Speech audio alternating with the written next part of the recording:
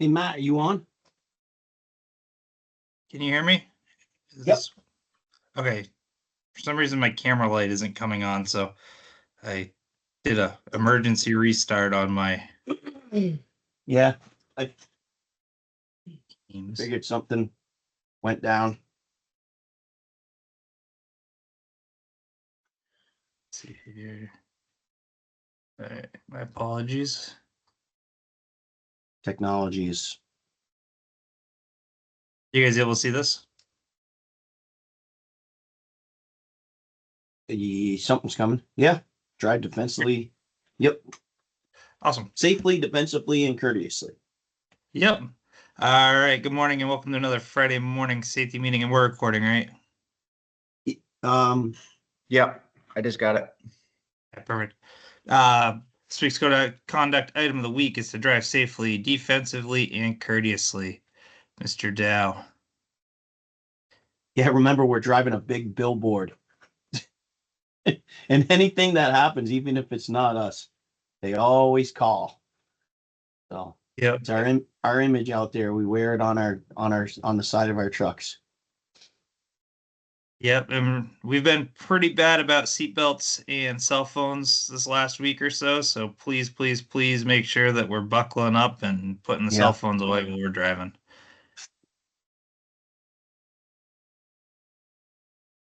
Uh, we have had 20 days since our last recordable injury, 4 days since our last first aid injury, and 11 days since our last at-fault vehicle incident.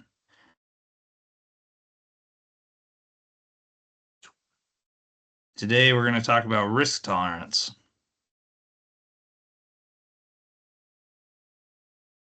So what is risk tolerance? So risk tolerance is how much risk a person or group is willing to take on.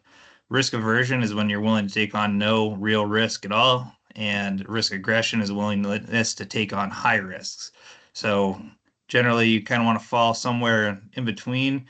If you strive to be completely risk averse, especially with what we do for work, you're going to put yourself into a situation that's going to be probably more unsafe than the situation you were trying to avoid in the first place, right? So if we can find a good balance of where we fall with how much risk we're willing to take on in order to get the job done as safely as possible. So you have a few contributing factors. You have culture, which we try to set our culture up to be one that takes only a reasonable amount of risk in terms of safety and stuff like that. You have individual differences and situational influences. We'll get into all that a bit more here in a minute. The next slide will come up.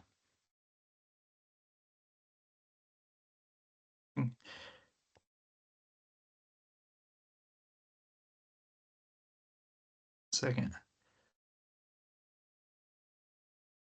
Freezing up. I can see culture, individual differences. Yeah. Nothing's happening. Here we go. Oh, we went too far. Now we went too far back. All right, there we go. Can you see conformity and all that? Yes. All right, human nature drives employees to take risks. So you have a few different factors.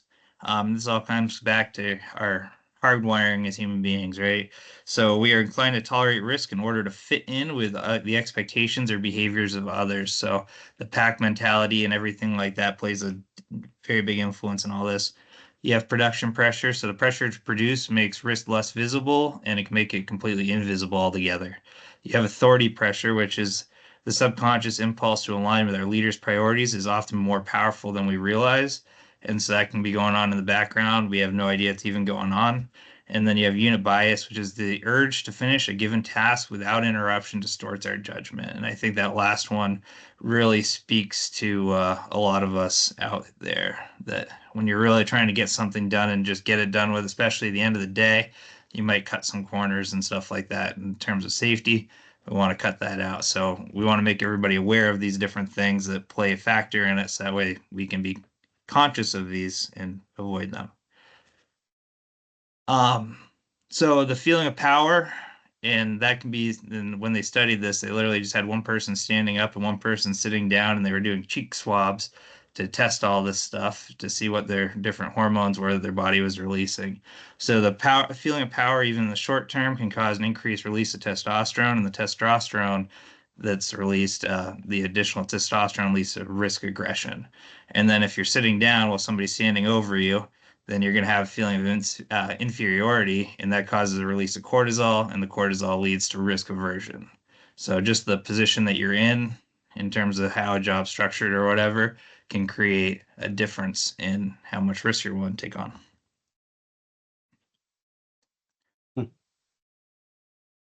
Another big one is sleep deprivation. So if we're working our normal schedules, usually it's going to be not as much of an issue.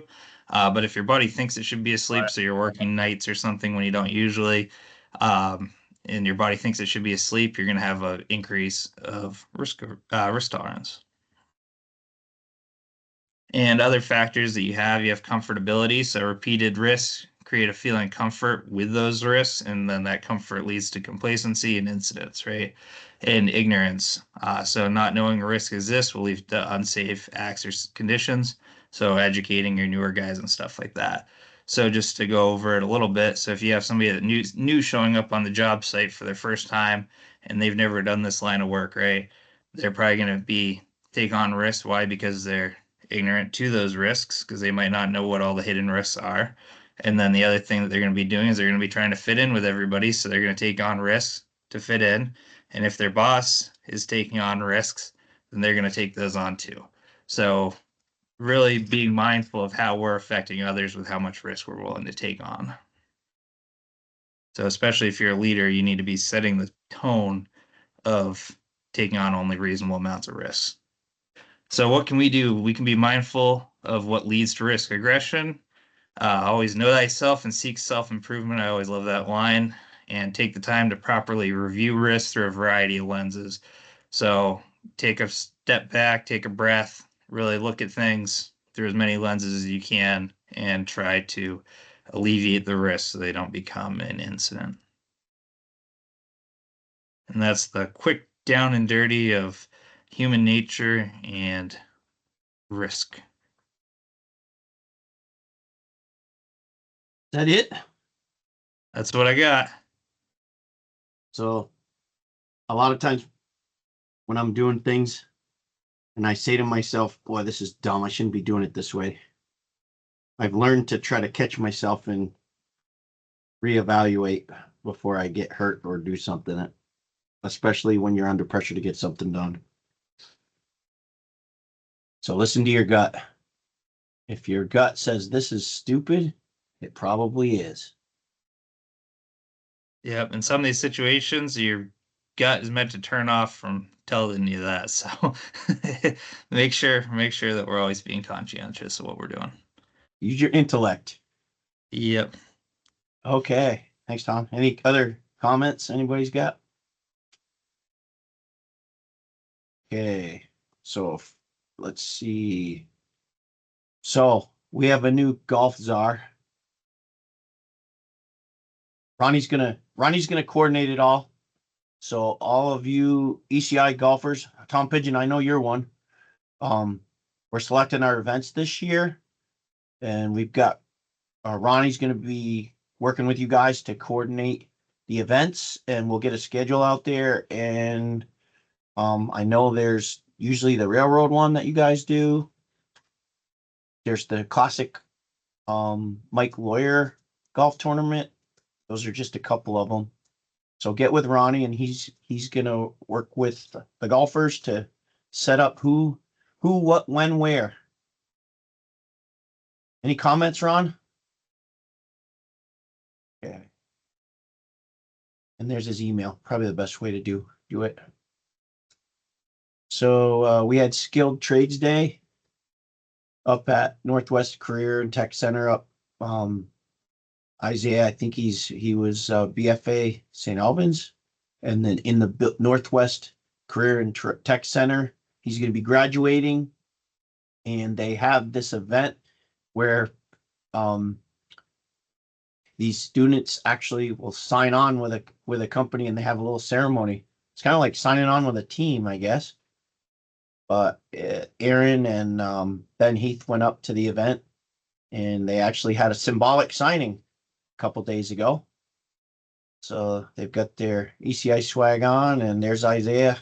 He's signed on as a full-time employee. He's been working while he's during the summer and during school when he can. So congratulations, Isaiah. And there's his proud parents also at the event. So it's the blue carpet, not the red carpet. We have a new employee started this week, Avery Lawrencell. He's working with the signal crew, and Steve and the electrical guys with Matt and Steve and all them. He started this week. Welcome to Avery. And Jim, are you on? I sure am. Right So here. it begins. I'll drive. So paving good, season Ben. is now underway, right? You got it. Another paving season begins 2025. We started in a couple weeks ago. So new paving season is underway. We got a pretty good backlog of paving and some milling and a bunch of some little small projects as well. Projects we work for other contractors. We've already done a job for Percy, Poulin, even Poulin Excavating, and a bunch of private work, as you'll see. Teams back together and looking forward to a safe and productive season. Just got a few photos of a couple jobs here recently. This one's right here local, doing a little grinding, prepping at Indian Creek Condos right here off Dorset Street. We do a lot of work down there. It's a big complex, and we will be for the next couple of years too. Are you gonna resurface that, or did Actually, you? that piece of road's not getting. That'll be down the next year or two. But Wow. we're just doing some potholes. Yeah, Jeez. that's one of the main exits. Not in the greatest of shape, but we're working our way out. It's alligator pretty good up there in front of the machine, I see. Yeah, and I think the next one, yeah, that's Brian Martell and crew here. We're sweeping up some of the grindings, getting the road ready. That might be a piece of road we're paving.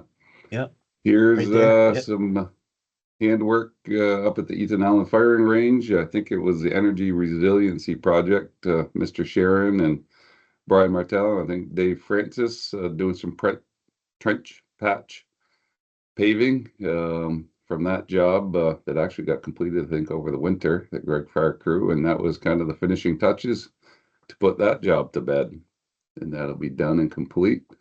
Did a Yeah. nice job trimming them up. Handwork is always, that's a good wide piece of handwork. That's always is. fun, huh? Yeah.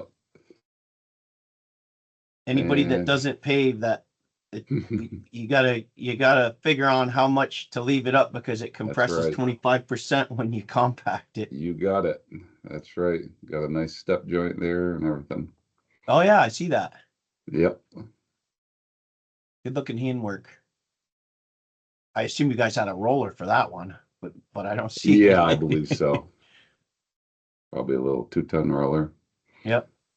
And here's a picture of, again, some handwork that's all prepped up, and we're paving it in, patching it in up at one of our good clients, customers up on Pumpkin Hill in Williston, Mr. Pigeon's new garage area. I believe this is kind of a big apron area off from his existing paved Yep. driveway. Ronnie and concrete guys probably know this site pretty well. And that's, I think, Adam Burrell, I think Dave Bovin in the background, paving That's- it in. ECI paving up against the nice looking concrete job. Concrete, you got it. Quite a good size, gonna be a good size garage, I think. Yeah. Good looking concrete too. I know that that whole project is coming together pretty good. Nice looking radius curb there, you guys. Yeah, very nice. Don't tell me you Sometime we'll can't have to do get it. pictures of the next building up there. Oh yeah. And here's kind of finished product. Looks good. Should be happy. And then he can start building. Oh, I see. Yeah. Wow, they got some piers, right? Little concrete pier right there.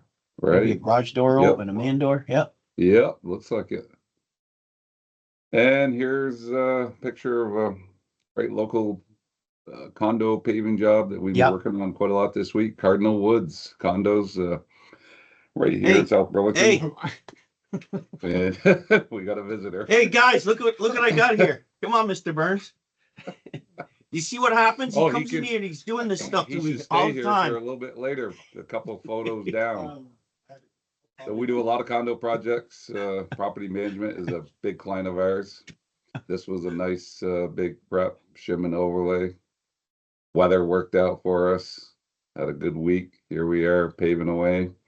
Actually, this photo, I believe, came from one of the homeowners there. Kind of was impressed, thought it was looking good, and sent That's us a in nice couple looking mat. pictures. Looks good. Yeah. And here's a fleet of some rollers That ready guy's to got a go. fleet. Yes.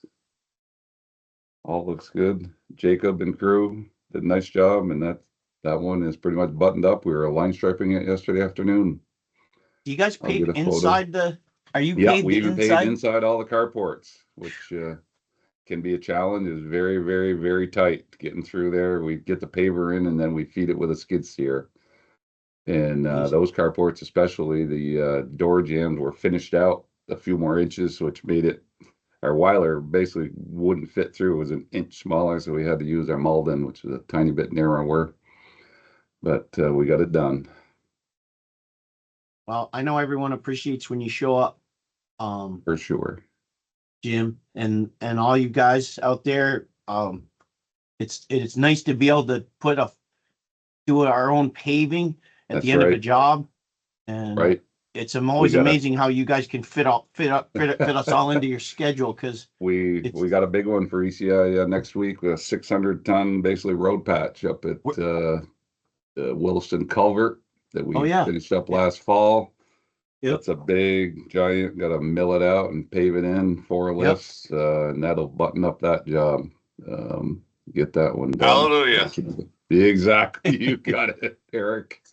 yeah, you guys are the finish That's work right. the finish work on a lot of our stuff. Sure Well, is. I found a couple interesting old photos. I know Scott Burns wouldn't. He wouldn't know. I swear that could be possibly Al Marcelino in the foreground. I'm not sure.